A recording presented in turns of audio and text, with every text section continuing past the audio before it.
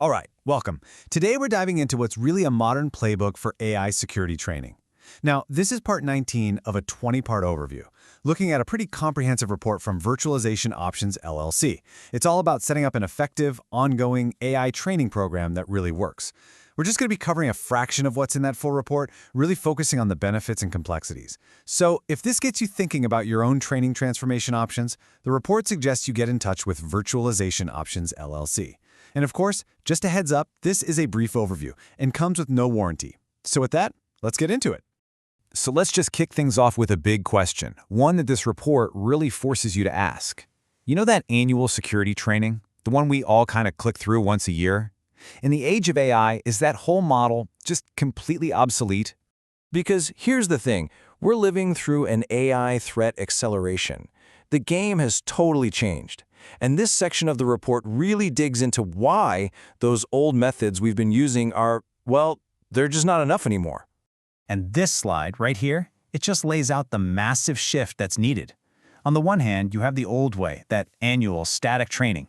It's one size fits all, it's outdated pretty much the day it comes out, and it's really all about checking a compliance box. But on the other side, you've got continuous dynamic learning.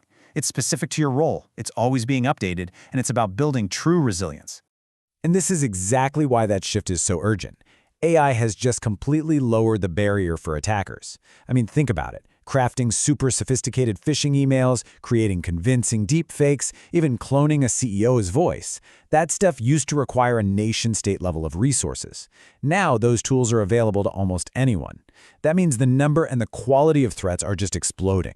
Plus, we're seeing stuff like polymorphic malware, which actually uses AI to keep changing itself so it can't be detected. Okay, so that's the problem, and it's a pretty big one. But the report doesn't just leave us there. It offers a really clear path forward. It's called the Continuous Learning Solution, and it's all about building a smarter, tougher organization from the inside out. And right at the heart of the solution is something they call the training ecosystem. Now, don't think of this like a class you have to take. It's more like a nervous system for security knowledge in your company. It's a whole framework designed to get the right info to every single employee, no matter their level, at the exact moment they actually need it. And this isn't just some nice-sounding theory. The numbers really back it up.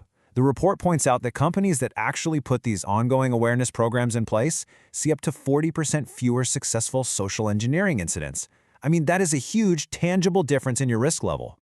This quote from the report just nails the whole philosophy. The goal is just in time, just enough learning. It's not about bombarding people with hours of training they don't need and won't remember. It's about precision, it's about being efficient, and it's about making security awareness just a normal part of how everyone works. So if the idea is just enough learning, that naturally means it has to be just right for whoever is getting it.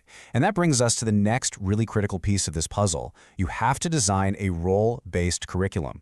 Because as the report says so clearly, one size does not fit all. I mean, it just makes sense, right? Every single person in your company has a totally different AI security risk profile. What your software developers need to know is worlds away from what your finance team or your execs need to worry about. Generic catch-all training just misses the point. Everyone deserves training that's actually calibrated to what they do every day. And this table here shows you exactly what that looks like. For your IT and security pros, yeah, you're going deep on stuff like AI threat intelligence and adversarial tools. But for your developers, the training has to include one of the biggest new threats out there, prompt injection vulnerabilities, and how to stop them. Then for all your general staff, the focus shifts to more universal things like data privacy, understanding regulations like GDPR, and spotting AI ethics and bias issues. Okay, so we've covered the why and the what. So now for the how. How do you actually build this thing? The report lays out a really elegant implementation blueprint, and it's powered by a pretty clever tool, Google Notebook LM. The architecture is actually pretty straightforward, but it's really powerful. It's a 3-notebook system. First, you've got a master threat intel notebook. Think of this as the brain. It's constantly pulling in the latest alerts from trusted places like CISA and MITRE. Then, you've got your role-specific notebooks. These take that master intel and mix it with info that's only relevant to a certain team, like FINRA bulletins for the finance department. And finally, you have a policy and standards notebook, which is just your single source of truth for internal rules and approved tools. And the genius of this modular system is how it ties everything together. This is what actually lets you do that just-in-time delivery we were talking about before. A new threat pops up, and the system can automatically push the right little piece of training to the exact employees who are affected by it at the moment they need to see it. So as we wrap up this little overview, the report kind of leaves us with a final, really important question to ask ourselves. When you look at your own company, your own teams, what do you think is the single biggest AI blind spot you have right now? So that's a quick look into this modern AI security training playbook. If any of this has sparked some ideas for transforming your own organization's approach, the full report suggests reaching out to Virtualization Options LLC to continue the conversation. Thanks for joining me.